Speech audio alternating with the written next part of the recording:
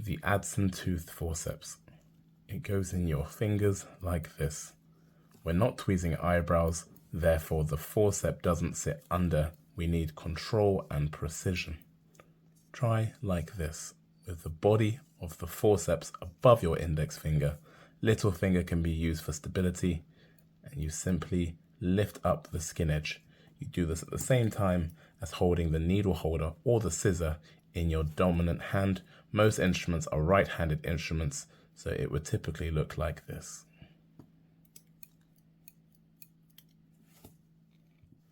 The scissors. You hold this just like you do the needle holder. Ring finger, thumb, middle finger on the angle, index finger along the body. You open the scissor, slide down the suture, and cut with the tips. These are typically right-handed instruments, so this is how you would hold it. If you're cutting with your left hand, one ring is between your thumb and index, the middle finger is on the other ring. You simply apply opposing force and open and close the scissor.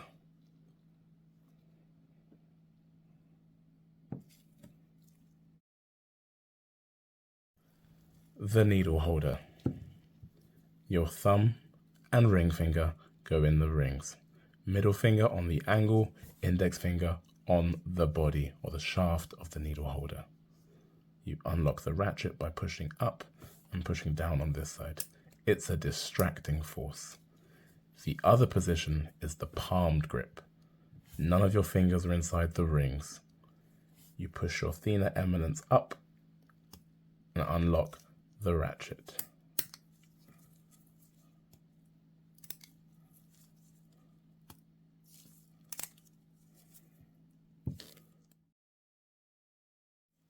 You have to perfect this suture technique before you can continue. The interrupted stitch. You enter at 90 degrees and rotate your wrist. Push the suture through.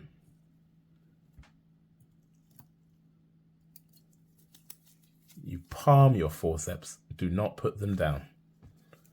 Advance the suture with one hand. Create a short end and a long end. Lay your needle holder in between the two. You wrap towards the short suture, grab the tip and pull towards you. The suture ends must alternate each knot. 2 revolutions around the needle holder is the surgeon's knot. You then need to perform 2 single revolutions around the needle holder, a reef knot. The suture ends must alternate. The suture ends must alternate. You pull all the instruments into one hand, my left hand. You open your scissor, you slide down, and you cut. Here's the bonus trick. You flip the scissor out, you mount, and you cut. With your index finger, push the scissor back down. And then you can carry on suturing.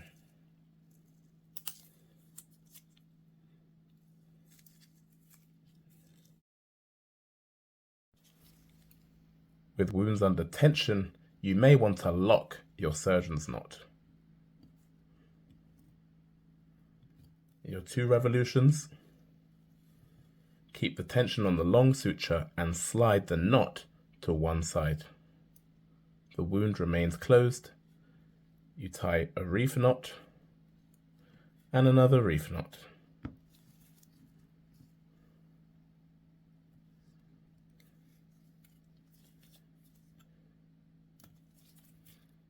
When you're suturing big holes, your surgeon's knot can often come undone. Here's how to tighten it without undoing it. The slip knot. You tie your surgeon's knot, but this time, do not alternate your suture ends. Let the short end come back down and the long end go back up. Pull the short suture through. Pull just the short suture and watch the wound close again. When you're happy with the wound closure, pull the long suture. This locks the knot. And now a reef knot.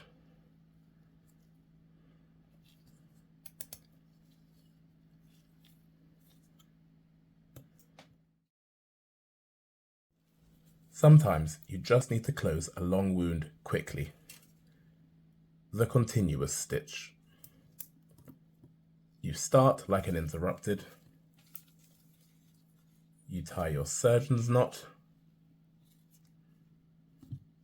followed by 2 reef knots. You cut just the short suture. As the knot is above the skin, just cut it short, not flush. You now take bites down the wound, going from one side straight across to the other. Mount the needle straight away.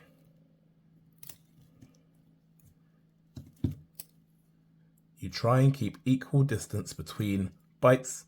You try and keep equal distance either side of the wound edges. The key is to mount the suture straight away.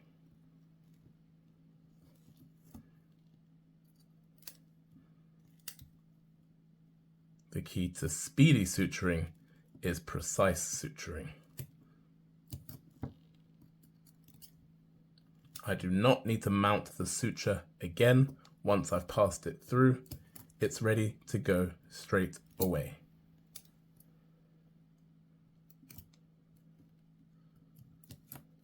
If your skin edges are a bit oozy, the continuous suture is also slightly hemostatic.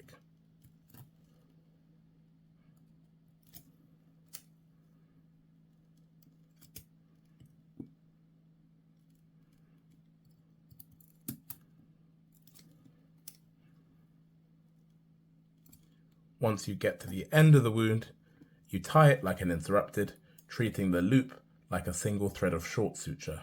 A surgeon's knot, grab the apex of the loop, alternate their position,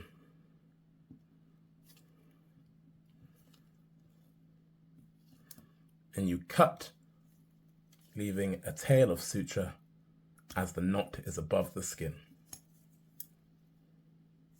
To secure your needle once you're finished with it, turn the point towards the body of the needle holder so nobody can catch their finger.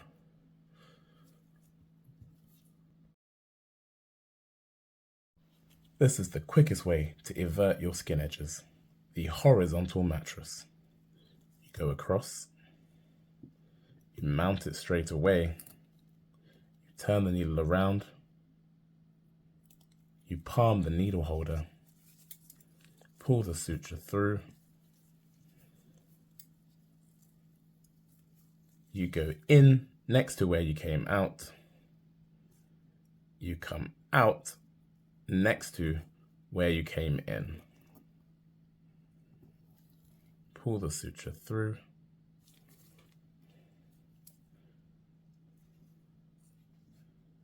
A surgeon's knot.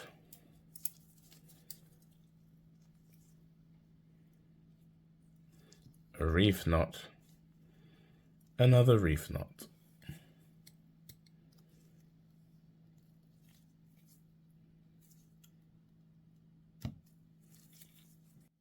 Here's another way. You go across,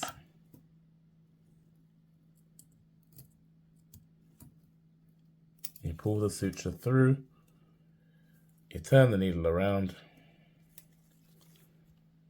you go in adjacent to where you came out, and exit next to where you first went in.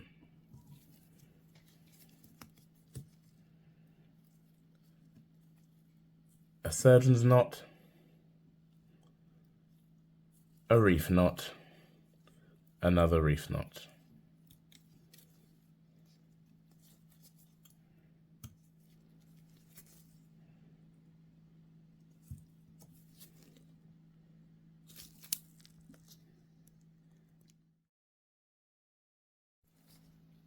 Punctate wounds don't need a lot of work. The vertical mattress. You go across like an interrupted. You turn the needle around. You go back in front of where you just came out. You exit in front of where you started. It gives you wound eversion, a surgeon's knot, followed by 2 reef knots.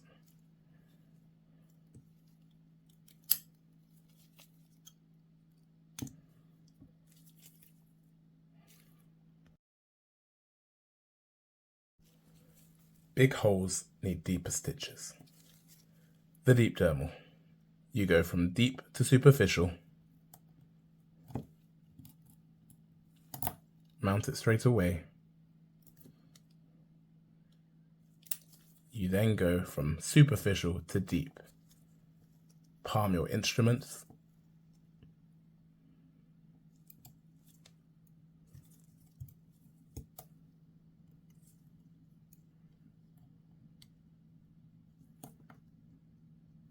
You tie your knot in parallel rather than perpendicular, a surgeon's knot,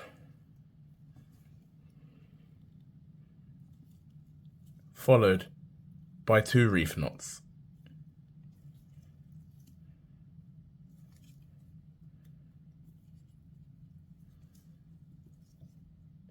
You cut flush with the skin above the knot so you can't see the suture ends. You open, slide down, angle it, and cut. Work systematically from apex to apex, moving closer to the middle, reducing the tension from outside to in. If you can create the illusion of a scar with no sutures, why would you not? The intradermal or subcuticular suture. You anchor the suture deep inside the wound.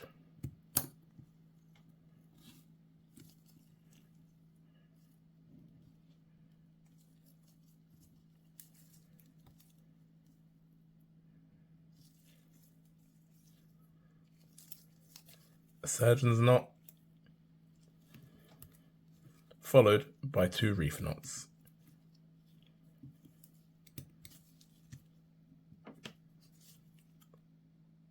You cut the suture flush with the skin. You don't want to see the knot. You now run the suture intradermally, also known as subcuticular, so the suture is invisible through the epidermis.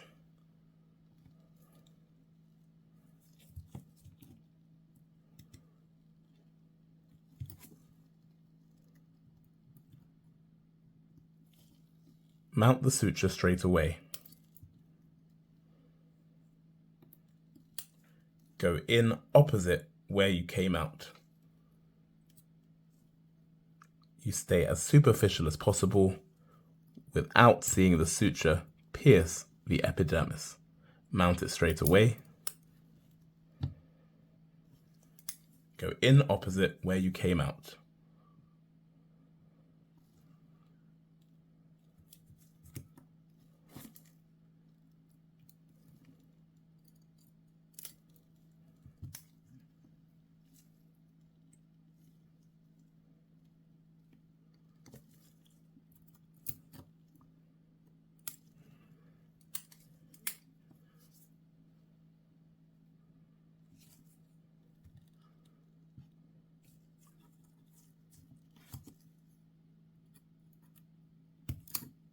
You now need to anchor the knot on the other side. Take a bite deep.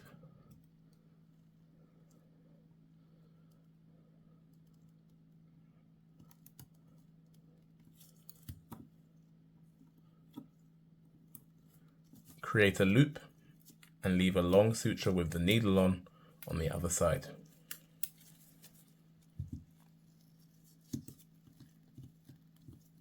The Aberdeen knot. This is a buried knot. You keep the loop over your thumb and index. You keep the needle on the opposite side. Sweep the long suture through the loop. You pull the under thread until the knot slides down into the wound. Do not let the needle come through the loop just yet. Recreate the loop. Bring the long suture through the loop, pull the lower suture till the knot slides down. Repeat this step 4 to 6 times.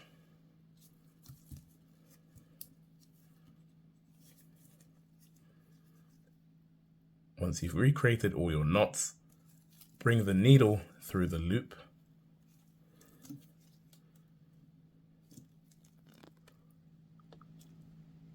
Now you need to bury the suture. Take a bite in the apex and come out. Give it a tug.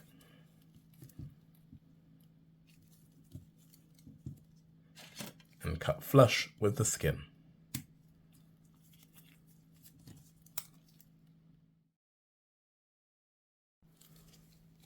Close these 3 points with just one suture. The half-buried mattress. You go from outside to in.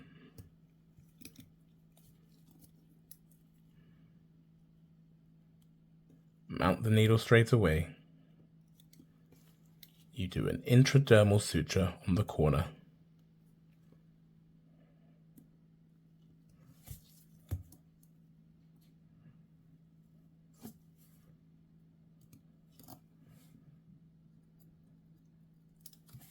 You do another intradermal suture.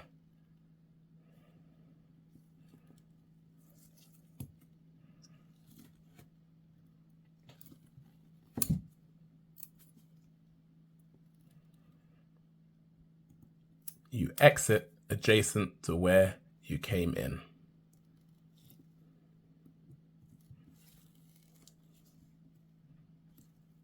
A surgeon's knot.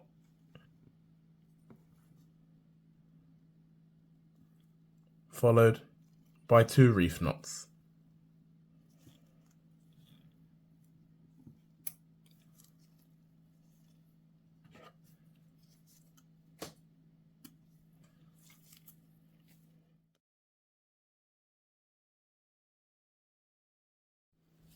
Sometimes your wound edges are just further apart.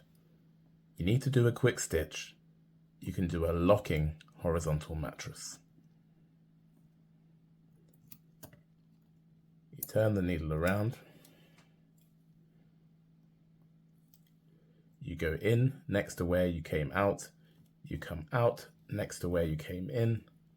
But this time, you put the needle through the loop.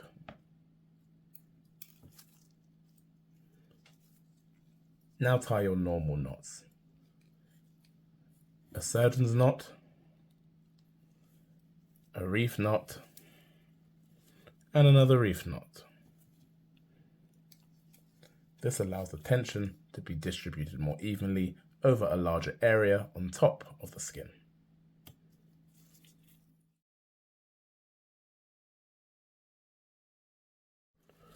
When your wound is under tension, your knot can unravel. Here's how to stop that.